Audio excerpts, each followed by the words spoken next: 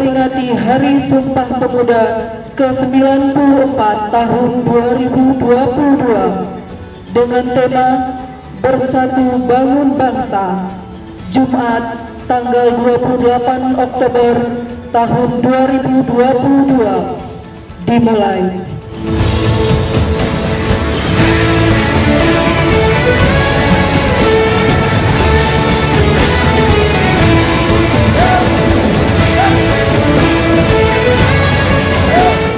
Memperingati Hari Sumpah Pemuda, Kantor Kementerian Agama Kabupaten Aceh Utara menggelar upacara bendera yang dilaksanakan di halaman kantor Kankemenak setempat.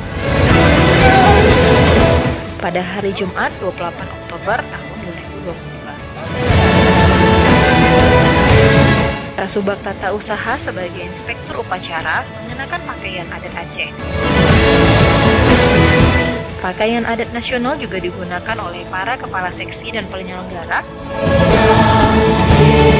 serta peserta upacara. Sedangkan Kepala Kantor Kementerian Agama Kabupaten Aceh Utara, Dr. Andes Haji Mayusri MAG, menjadi pembaca doa di lapangan kantor Bupati Aceh Utara pada upacara Hari Sumpah Pemuda yang dilaksanakan oleh pemerintah daerah setempat. Kasubag Tata Usaha Kemendak Aceh Utara, Dr. Andes Haji Jamaluddin PD yang membacakan sambutan Menteri Pemuda dan Olahraga RI, Zainuddin Amali mengatakan, tema Bersatu Bangun Bangsa ini memberikan pesan mendalam bahwa bersatu padu adalah harga mati yang harus dikuatkan untuk membangun ketangguhan, karena dengan ketangguhan dan persatuan akan menjadi kekuatan untuk melakukan pembangunan peradaban yang unggul sebagai eksistensi bangsa Indonesia. Tema ini menjadi perwujudan nilai agung Sumpah Pemuda dalam konteks kekinian dan yang akan datang. Inilah yang menjadi tekad meneruskan perjuangan kemerdekaan, mewujudkan cita-cita pada saat ini dan sepanjang masa. Menurutnya, pemuda hari ini adalah tokoh-tokoh yang akan berperan di masa yang akan datang, karena apa yang akan dilakukan pemuda di masa sekarang juga menjadi penentu kemajuan bangsa Indonesia di masa yang akan datang.